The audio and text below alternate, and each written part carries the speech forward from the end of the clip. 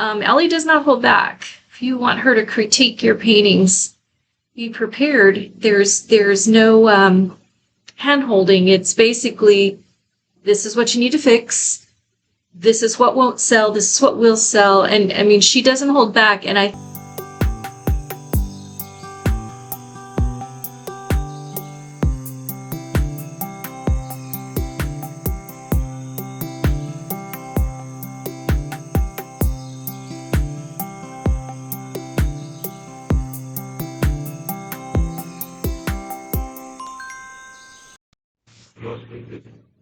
Hi, I'm Cheryl. Welcome back to my channel, or welcome to my channel if it's your first time. And if it is your first time, the first thing I'm going to do, I will be updating on my adventures with the Milan Art Institute program, the Art Mastery program. I'm in the final part 4, and I actually just finished all of the videos. So at this point, Section 9, I believe, was the last one. Section 9. Anyway, but the last few videos were about the sample classmates. Sarah and Chase showed their final presentation, graduation, and so on, which is very exciting to watch because they do a showing. So anyone who were taking classes in person at the Milan Art Institute were able to participate in a graduation ceremony and have their paintings shared in the gallery, and that just looked really exciting. It was motivating to watch Chase and Sarah through their process. And it was also very informative because the critiques, Ellie does not hold back. If you want her to critique your paintings, be prepared. There's no hand-holding. It's basically, this is what you need to fix. This is what won't sell. This is what will sell. And I mean, she doesn't hold back. And I think that's a really good thing because so often our family friends, and even teachers to a certain extent, if you're, through high school or through college, they might praise your work and give you a false sense of the direction you're heading. And a lot of the mistakes or bad habits will go unnoticed. And so it's really an advantage to have someone come in and give you a really harsh critique. And also let you know about the good things that you're doing. And Ellie does that. Anyway, so it was very informative to watch those critiques along the way. And then in this final couple of videos, Ellie was helping Sarah, for example, choose out of all of the paintings she'd done, and I think she had shared 34 in her file, in her personal computer file. She was sharing 34 portfolio pieces that she had chosen to represent her. So Ellie was kind of going through them with her and telling her why some wouldn't work, some were perfect, and they settled on the final few, and with a few that maybe needed a little bit of touching up in order to be included. So that was kind of interesting to watch. I'm in that process right now because my style is all over the place. So what I have to do is, as soon as I finish the next few, I have one more series that I'm going to finish working on, and I'll probably end up with at least 30, maybe more, to choose from. Now, I already have my website up and I have things for sale and so on. I probably will do a lot of changing on there because I think what I need to do on my website is add a portfolio page. That way, because as Ellie said, if a painting is no longer available for sale, that doesn't mean it's not in your portfolio. Obviously, you're showing what you can do in your portfolio. Portfolio is not a gallery of available originals. It's a gallery of what you've done so people can see your style, your voice, your quality, all of those things. So there's a sense of who you are as an artist in your portfolio. So I'm encouraged by the fact that I do have close to 30 paintings. I have more than that, but 30 that I really can count as ready for my portfolio, or at least considered for my portfolio. I have a few paintings that I've done that I really like in the past, but they're not on gallery wrapped canvas or anything like that. Now I can still include them to show, I guess, my style and my ability. I could do that, and I might throw some of those in there. But for the most part, I need to get some fresh stuff going that kind of is up to date with the style that I'm doing now. Anyway, so I am going to be delivering, as soon as I get the rest of the instructions, I'll be delivering my large desert landscape to the Joshua Tree show. So I don't have that here now because I'm getting it ready to wrap up and be ready to take there. But all this behind me is part of that series. They're not all finished though. The diptych, this one, I believe is finished. I feel like it's done. I don't want to keep trying to mess with it. I think it's ready. I tried to sharpen up the flowers in the foreground. Let me see if I can give you a better view of those. There you go. So that's the finished product of those. And then the owls and the quails are almost done. There's just a few details. I need to sharpen some edges and just make sure that I'm happy with the backgrounds. But yeah, those are almost done. These two, my lizard and tortoise, desert tortoise, the lizard's almost done. The tortoise is just the underpainting, really. It's not really close to being done.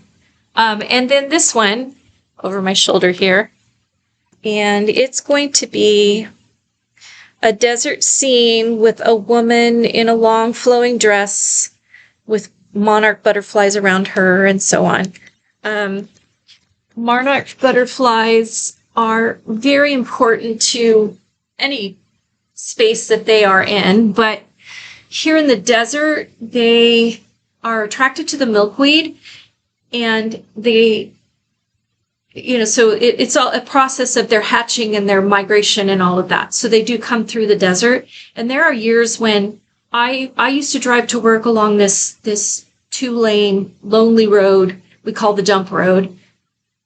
And in April, a couple years in a row, after super blooms out here, I would drive to work and there would be huge, I guess you'd call them swarms. I want to say herds, but it's not right. Swarms of black caterpillars along the road. And it was awful because there's no way you could avoid them.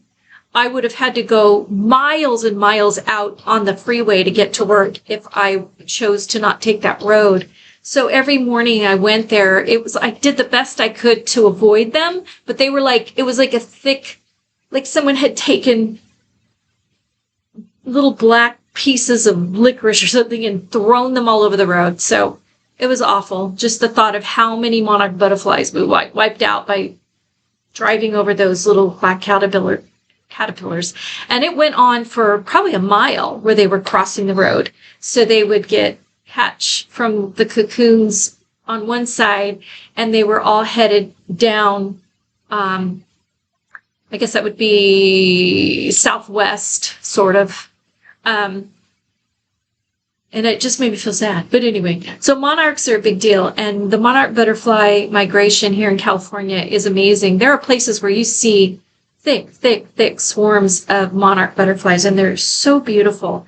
And we have them all over our yard. I've seen several just in the last couple of days. They like to hang out around the lemon tree. And we have so many blooming plants in our yard that they're always all over the place. Butterflies are everywhere here. And it's the desert, you just don't think of the beautiful wildlife that it attracts, but we have tons. And so anyway, this is to pay tribute kind of to those butterflies and sort of the sands of time and other little whatever messages you might find in the painting. So when that one's finished, I'll share it with you. And as soon as I get all of these finished to where I want them, then I will put together the whole desert series and share the whole thing with you. And in a couple of weeks, because part of the lesson, the final videos were about making sure before you launch everything, and I've shared my website with family and friends, but I haven't launched my art business necessarily. I have a fictitious business name statement and bank account that's linked to my King Raven Press, which is Keen Raven Press, which is for my books, but it's also going to be a publishing company for my art. Because being my own publisher, that way I can publish calendars, I can publish art books, and that all goes along with my writing. And I'm working on some children's books that I'm going to illustrate. So a lot in the future. I have quite a lot of plates in the air, I guess, so to speak. Anyway, but part of that final lesson was about making sure you have everything in place. So there's a good list in the workbook, that the text that reminds you of all the things that you need to make sure you have in place. So I have, the business aspect. I just need to now create some spreadsheets that I'll use consistently, inventorying my paintings. I haven't done that yet. I also need to get brave enough to sign and varnish the paintings that I know are finished. I still have a problem with not knowing when I'm finished and being afraid to add that final touch until I'm sure it's finished. But I need to get over that, and I need to just say, nope, it's finished. We're going to move on. And then I've got to sign because I need to practice, for one thing, but also I want to make sure I don't forget to put my signature on them. And then I need a whole day of varnishing. And the varnish I use is Gambar. It's Gambar, but it's lavender, and it's very powerful. I can't even use it in this sunroom with all the windows open. It smells up the whole house. And since I share this room with my cat Simba, my co-pilot, my little partner, I can't make him come in here to eat or whatever with that smell. So I may have to do it all either in the garage, or I can't do it outside because of the wind. If it's not super windy, I could do it outside. It's just, there's so much stuff falling all the time around here, with all our plants, that it scares me to try to do that. So I don't know. I have to figure that out, but I will. So a lot of loose ends to wrap up before I can officially launch. The other thing is, there's no real ceremony or graduation, but you send an email to them, and then they provide a certificate that shows that you went through the course. So I'll be doing that, but I'm going to wait until I have all of my pieces completed and photos taken of them, so that if I need to, I can, share that, but they'll definitely be up on my website. And I've got to create my portfolio gallery page on my website. So they have a place to go look and see that I have completed it as I said I did. What else? Other than that, yeah, just trying to get paintings done. And I'm going to be giving a full review of the program in the coming weeks. As soon as I have finished my portfolio pieces and put them up on my website in my gallery, I will do a complete review of the entire year, the whole program. It'll be a little more in-depth, a little more scripted, because I want to make sure that I'm covering everything that I want to share, so that any of you who are contemplating this program, I'll be able to share with you my thoughts and opinions on the success or struggles or challenges or things that they could improve on or things they do great. So I'm going to try to do pretty in-depth review. Anyway, it's kind of it for today. Not very exciting, but I'm wearing my shirt, as you see. Yes, I can. And that is, as I said in a previous video, this is a painting that I did of the shark goddess. And I put it on a shirt because I thought it made a great shirt. Yes, I can. I can ride with the sharks. I can do anything that I want. And if you tell me no, watch me, because yes, I can. So that's what that means, in case anybody's wondering. Now, the shark goddess represents that to me. It represents I can tame the sharks, ride with the sharks. I can be a shark if I need to be. That's who I am.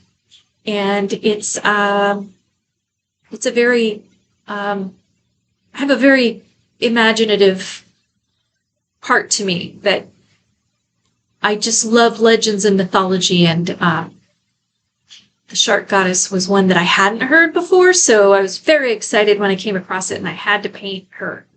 So if you haven't seen the painting up close, if you go to my Instagram or on my website, you can see the whole painting. And and you can order a shirt if you want a shirt. So I guess that's it. And as soon as I finish this painting, I'll share that one with you. I'm going to be working on that this week and touching up these, finishing my little critters up there that probably are facing. They're pretty much against everything that I just learned now that I'm looking at them. But, they're animal portraits, so there's not many different directions I can pose them in, especially on those small canvases. They'll be fine. They'll fit in, and actually people out here love little things like that they can just put up, in a spot that has other paintings of the desert. So my goal right now is to try to catch the attention of collectors here in the desert, and then slowly spread out from there. So that's kind of part of my strategy. I'll share more about my strategy. That's the other thing that was in the final videos I watched, was about how to strategize your business, how to strategize your art development. And I think I mentioned before, you don't stop with, okay, I did my 30 paintings, now I'm just going to sell them and get rich.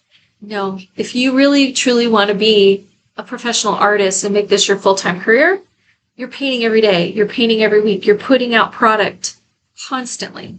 And that is what a real business is all about. Constantly investing in it, time, money, sweat, tears, all of that. Art's no different than any of those. So I'm ready.